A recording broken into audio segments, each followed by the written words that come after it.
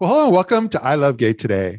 And today we're going, I feel, behind the scenes. We're going in to a writer that many of you may have read and heard from for many, many years. David Toussaint, how are you? Hi, I'm good. How are you? I'm sorry, I'm wearing my I'm Deja's. This is my pug. I'm Deja's dad shirt, which is only be partly seen, and that is Deja behind me, Uh, like a giant walrus or something like that. Between your Facebook profile photo and this, I'm pretty sure we can all get a good sense of your love for your dog Yeah, and pugs. and pugs. Yeah. But you're in New York. You're an author, a writer, and but you've written Sex for. I'm sorry. I said sex symbol. I was making a joke. We'll get to that. International in France. But no, yeah, I mean, you've written for magazines that many of us have known. Even like you're saying, you were for the first issue of Instinct magazine, which has Mhm. been around for many years and still going. But Queerty, Queer40, even Huffington Post. But I mean, you've been really out there at the forefront when it comes to helping tell LGBT stories out there. Thank you. Yeah. It's been lots of fun and hard work. So. Yeah. But you seem to have a style that, especially now, as we're all getting a little older, you have a style that really kind of weaves together sexuality and who we are as gay men and aging, and you seem to have a lot to say on that. Well, I wish I didn't, Yeah, because I wish it wasn't an issue. I don't understand why getting older, other than the obvious, we need to worry about our cholesterol. We need to worry about, my fucking hair going up. I just swore, I'm sorry. We need to worry about, things like that. It's harder to stay thin. It's harder to do certain things. My hearing is going, things like that. yeah, Those are very important issues that we need to take care of. As far as the rest, I don't understand why age is important. I don't understand why that it means we're supposed to stop having fun. We're supposed to have a spouse. We're supposed to have children. We're supposed to basically be heterosexual people. yeah, And which is fine, except that I grew up in a world where we fought that, where we said, being heterosexual, their ideas and their way of living is not necessarily the way I want to live, and I don't want to be bound by such constraints. And I think we're in a position where we can make our own rules. And going back to the original point, yeah. age shouldn't be an issue. And I wrote in one article, I don't like saying my age, but I have to, because it shouldn't be because as soon as I say my age, it puts me in a subgenre. It's really weird. It's like, oh, okay, well, you're speaking as an older gay man, Yeah. not just as a person. And it used to be that way with writings. I remember when I first wrote my first book, I think, or second or something, and somebody said, do you want to find your books in the gay section at Barnes and Noble?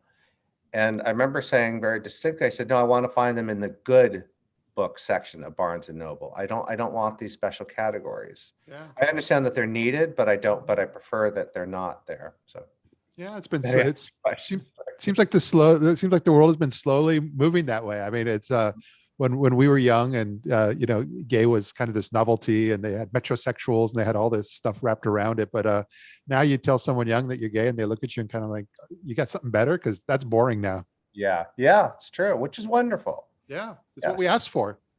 Yes, I know. And we shouldn't, we make fun of millennials often for good reason, but and younger gay men. Well, we have issues with the ones who have no understanding of history, or who are Yeah.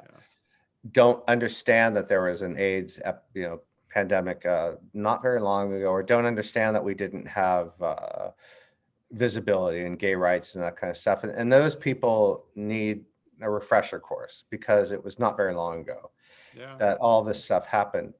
But at the same time, if we're upset because a gay couple can get a house now, I have neighbors, I live in the Upper East Side, who live in this building, and they're about to get married, um, and can have children and can do this and do that. If we're mad at them for that, that's very, very wrong, because we fought for that.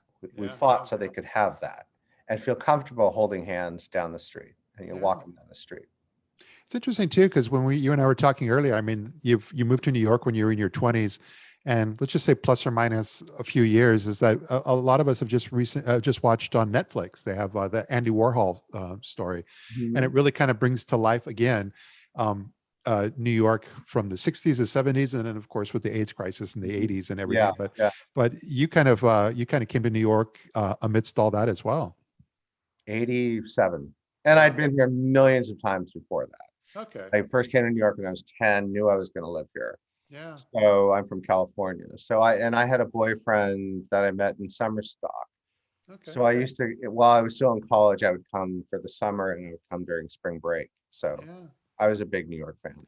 But that must have shaped a lot of how you feel, what you're writing about, and also like you said, things we fought for, and we earned this.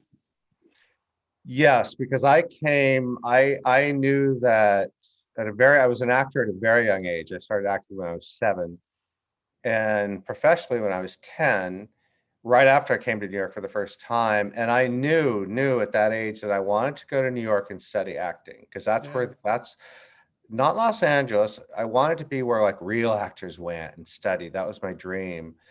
And I remember getting here and everybody was dying. Yeah. And I went to the Chelsea gym, which was this wonderful gym in Chelsea on 17th and 8th, I believe. Yeah. All male gym, the last all male gym in New York, where all the beautiful men went.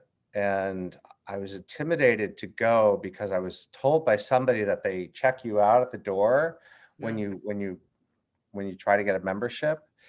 And if you're not good looking enough, they turn you down. And I said, and I was this scrawny little fucking kid. Yeah. Uh, and I was nervous. And I just broke it up with my boyfriend and kicked him out of the apartment. And I just said, I'm just going to go because I'm going to risk it, even if they tell me I'm too homely. First of all, that didn't exist. There was no such rule, or if there was, I passed. But I don't think such rule existed. And I adored that gym, and I met so many wonderful, sweet men there. Yeah. And I've never ever. It was my very first real gym that I belonged to, and never have I experienced anything close to a gym where people were so much fun and so friendly and so full of life. And they were just these wonderful gay men, and they looked after me. I didn't have any friends, Yeah. and because my boyfriend, because he left, and then one by one they were all dying. Most of them were already sick when I got there because they were all older than I was. Yeah. Yeah. So I was 22 or something like that. And what would happen is there were these big beautiful, and I had crushes on all of them, and they were because they were just beautiful men and sweet. And Love. We're gonna have a link to this when we post the video. I'm gonna make sure it's linked so people can find it. I love Tub Talks with Damon Jacobs. That was a great setup you guys had there. yes, he's wonderful. I wrote an article on prep when I started taking prep several years ago. I wrote a piece about it for Yeah. somebody, the Huffington Post or something, Yeah. or Queerty. And I guess at the time he was doing all sorts of stuff on Facebook in regards to prep. And I didn't know him, and he gets a Google notification or whatever when somebody writes about prep. So I got an email the next day saying I enjoyed your article and my name's Damon Jacobs, and I'm glad you talked about it and blah blah blah. And it was so sweet. Yeah. And I said, let's have coffee. So because he just seemed like the nicest guy, and we have coffee, and we've been friends ever since. And he invited me to do tub talks, which meant getting into a tub naked with him and talk, I love that. which is something I do on a regular basis anyway. So no, so it was lots of fun. That's Damon. So Yeah, I enjoyed that. But other things you've been working on, especially in today's world now, you created a screenplay, a horror screenplay, and you're looking to get that produced. Yeah. yes, I've written 5 screenplays Yeah. during COVID because I had nothing else to do and nobody was Yeah. hiring. Yep. And but most of them have gay themes, but the horror one does not. But it does have one. It does have a gay character, a gay priest. Yeah. And sort of redundant, but I that it's won a few awards, screenplay awards, and I'm trying to get that done because I absolutely love horror. Yeah. Good horror. I mean, when I was a kid, I used to stay up on Saturday nights and watch creature features in Pleasant Hill, California, where I grew up. Yeah. And my mother I'm the youngest of 5, and we all did. So I don't know how it started. My elder brothers probably liked it. And we would watch Night of the Living Dead and The Birds and Yeah. Psycho and all those wonderful films. And so I've just always loved horror since I was just a little kid. Yeah. So I wrote a horror screenplay, and I want to get that done first because it has sort of it has a twist ending, a surprise ending, and if somebody else does it first, many people have read it. If somebody does it first, I can't really do it. Yeah. So because it will have already been done. Yeah. So to me, that's more, if you said, hey, David, I want to do your other screenplay right now, and here's, $3 million, I'd take it. And I'd do that one first. Yep. But I'm pushing on this one because of that. Yeah. And it's also, horror movies are low budget generally. There's very few locations. You don't need to have a name actor in it. You don't need to have, and they tend to make money if they're good, or even sometimes even if they're bad. People love horror. So I get really psyched about things, and then I can't stop. Yeah, no, I love that. I look forward to seeing all that. I But just need $1 million. So if you can have everybody watching this, yes, it sounds like a GoFundMe time. yes, go fund my horror film. So, yeah. This is amazing. And like I said, I mean, I've read your articles over the years, and I'm actually surprised that after all this time, you were even writing back in the days of Gay Financial Network, GFN, back in the 90s. So I just remember that name. I don't know anything about finances, so I have no idea what I wrote. it was on your Wikipedia page, and you, of all of us, have a Wikipedia page. I know. I had to sleep with a lot of people to get that. You're doing something right. Now, I had a publisher got that for me, and he published one of my books, and I don't know how he did it. Yeah. I mean, I was very flattered, and then I've since learned it's not easy. Yeah, no, And it's not. he just did it somehow. Yeah. The only thing that bothers me is there are incorrect things on there, and I don't know how to change them, and also needs to be updated. So, As I've Coco, won 2 Oscars. And, no, no, that'll help. no, I'm kidding about the Oscars. Oh.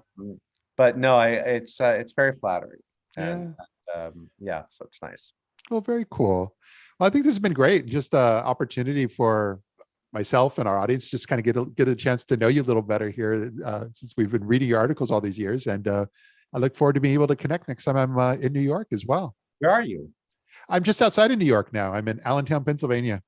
Oh, okay. Yeah. The Billy Joel song. Yeah, my husband had family here. We moved from we were living in Spanish Harlem, and 2019 we moved out here, and it was good timing because then it was easier to go through the pandemic in a bigger house than in a tiny little apartment. Nice. Yeah. Okay. Good. So no, I get back there every once in a while, so it would be nice to connect. Yes, definitely. Well, great. Thanks for being here, and we'll see you soon. Thank you so much. I appreciate it. Bye-bye. It feels good, so good.